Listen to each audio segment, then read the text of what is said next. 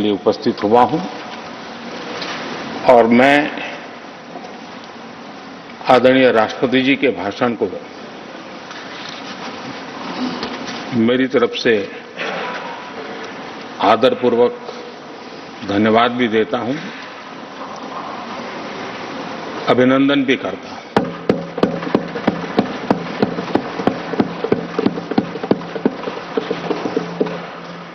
आदरणीय सभापति जी, ये 75वां गणतंत्र दिवस ये अपने आप में एक महत्वपूर्ण माइलस्टोन है और उस समय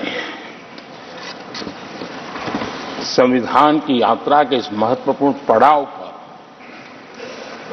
राष्ट्रपति जी का भाषण, उसका एक ऐतिहासिक महत्व भी रहता है और उन्होंने अपने भाषण में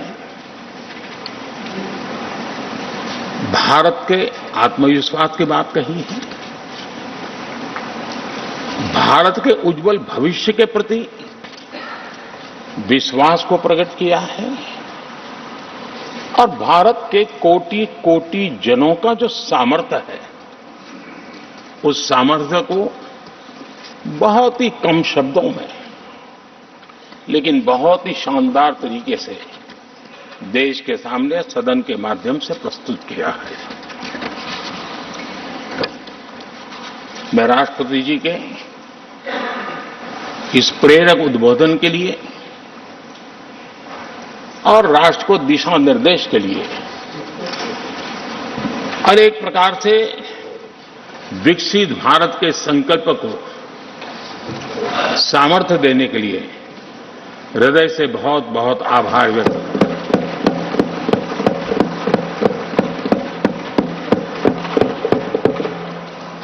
चर्चा के दरमियान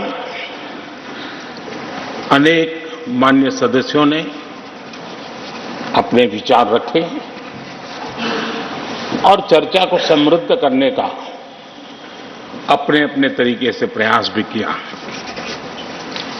इस चर्चा को समृद्ध करने के प्रयास करने वाले सभी आदरणीय साथियों का भी मैं हृदय से आभार व्यक्त करता हूं, अभिनंदन करता हूं।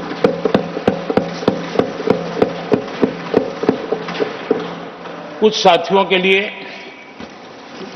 आलोचना करना, कड़वी बातें करना, ये उनकी मजबूरी थी, उनके प्रति भी मैं संवेदनाएं प्रकट करता हूं।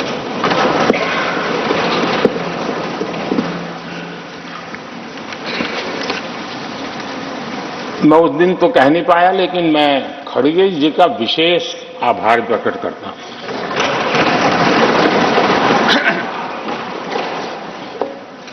बहुत ध्यान से सुन रहा था खड़गे जी उस दिन में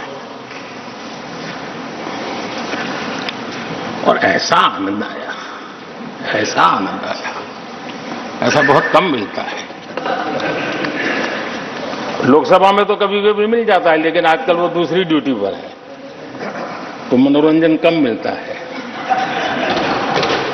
लेकिन लोकसभा में मनोरंजन जो कमी हमें खल रही है, उस दिन आपने पूरी कर दी।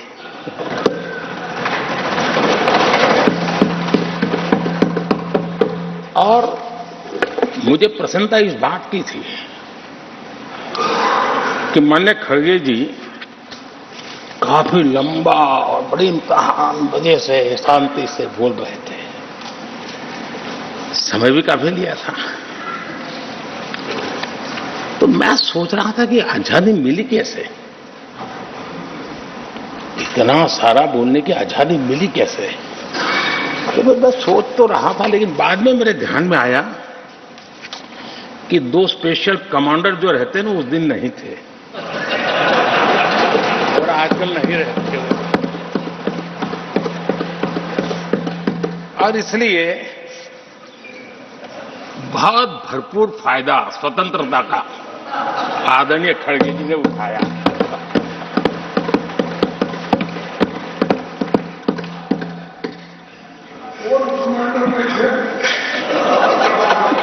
और मुझे लगता है कि उस दिन खरगे जी ने सिनेमा का एक गाना सुना होगा, ऐसा